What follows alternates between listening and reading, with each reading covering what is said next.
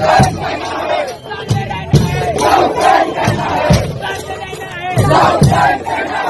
दोस्तों देखा आपने इस वीडियो को। आपको बता दें कि ये वीडियो उत्तर प्रदेश के अमेठी से सामने आई है। आपको बताएं कि उत्तर प्रदेश के अमेठी में मुसाफिर खाना कोतवाली के आसपास जो है एक भीड़ जुलूस के तौर पर निकलती है, यानी कि एक जुलूस निकलता है। जुलूस आप तमाम लोग जानते हैं कि मुहर्रम का महीना चल रहा है और ऐसे में बहुत सारे लोग जुलूस में शामिल होते हैं।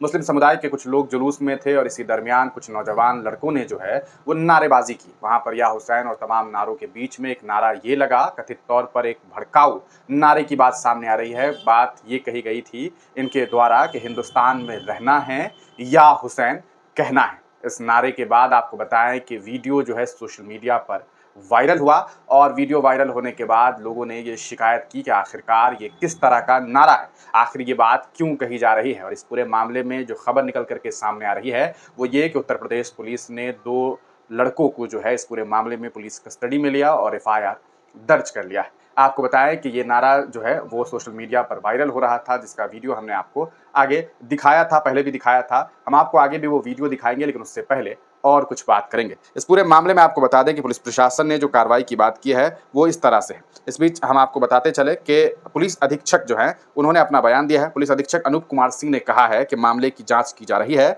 और जिम्मेदार लोगों के खिलाफ सख्त कार्रवाई की जाएगी। देखिए, इस तरह के नारे जो लगाए जाते हैं इससे यकीनन परहेज करने की ज़रूरत है, लेकिन सवाल ये है कि आखिरकार ये जो नारा लगाया गया इसका क्या मतलब था। हिंदुस्तान में रहना है या हुसैन कहना है। देखिए, इस नारे के 2 मायने निकाले जा रहे हैं। पहला तो ये कि ये अपने लिए नारा लगा रहे हैं कि हिंदुस्तान में रहना है और या हुसैन कहना है।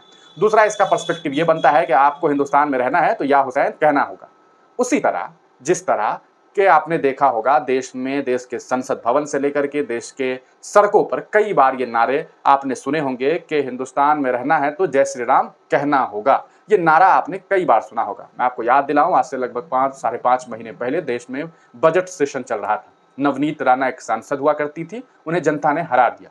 वो देश के सदन में ये बात कहती हैं कि अगर हिंदुस्तान में रहना है तो जय श्री राम कहना होगा। ये बात उन्होंने कही, लेकिन क्या नवनीत राणा पर कोई कार्रवाई हुई? इसी तरह हिंदुस्तान में कई बार इस तरह के जुलूस निकाले गए जहां पर हिंदुस्तान में रहना है तो जय श्री राम कहना होगा, इस तरह की नारेबाजी की जाती है। तो क्या ऐसे शख्स पर कार्रवाई नहीं की जानी चाहिए जो दूसरे धर्म के ऊपर, दूसरे धर्म के लोगों पर ये चीज थोप रहे हैं? इसके अलावा अगर मैं आपको बताऊं तो आप अभी अपने गूगल पे जाइए या फिर यूट्यूब में जाइए और यूट्यूब में सर्च में जाइए और वहां पर बस इस लाइन को लिखिए कि हिंदुस्तान में रहना है तो जय श्री राम कहना होगा। आपको कम से कम दर्जनों प्लेलिस्ट्स मिल जाएंगे जिसमें अलग अलग गायकों ने इस तरह के गाने गाए हैं। अब सवाल ये उठता है कि क्या ऐसे गायकों के ऊपर और ऐसे राइटर्स के ऊपर भी कार्रवाई नहीं होनी चाहिए जो इस तरह की बातें कर रहे हैं? आखिर किसी और धर्म के लोग के ऊपर आप इस तरह से अपने धर्म को क्यों मुसल्लत करना चाहते हैं? क्यों आप चाहते हैं कि आप जो कहें वही दूसरा कहें? भारत एक सेकुलर मुल्क है, भारत एक धर्मनिरपेक्ष मुल्क है। यहाँ पर तमाम धर्म के लोगों को अपनी अपनी आज़ादी है, तो अपने अपने हुदूद भी हैं, अपने अपने हद में भी रहने की ज़रूरत है।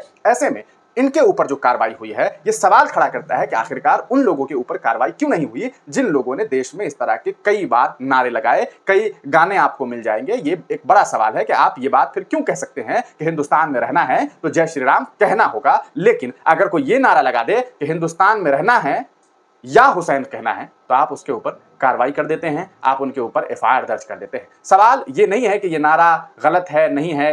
कई सारे लोग हैं जो इस नारे को लेकर के ऑब्वियस सी बात है कि वो कहेंगे इस तरह की नारेबाजी नहीं करनी चाहिए और नहीं ही करनी चाहिए, क्या जरूरत है इस तरह की नारेबाजी करने की। लेकिन सवाल ये भी है कि अगर ऐसे लोगों के ऊपर कार्रवाई की जा रही है तो फिर उन लोगों के ऊपर कार्रवाई क्यों नहीं की गई? ये पूरा मामला उत्तर प्रदेश के अमेठी से सामने आया है। आप एक बार फिर इस वीडियो को देखिए।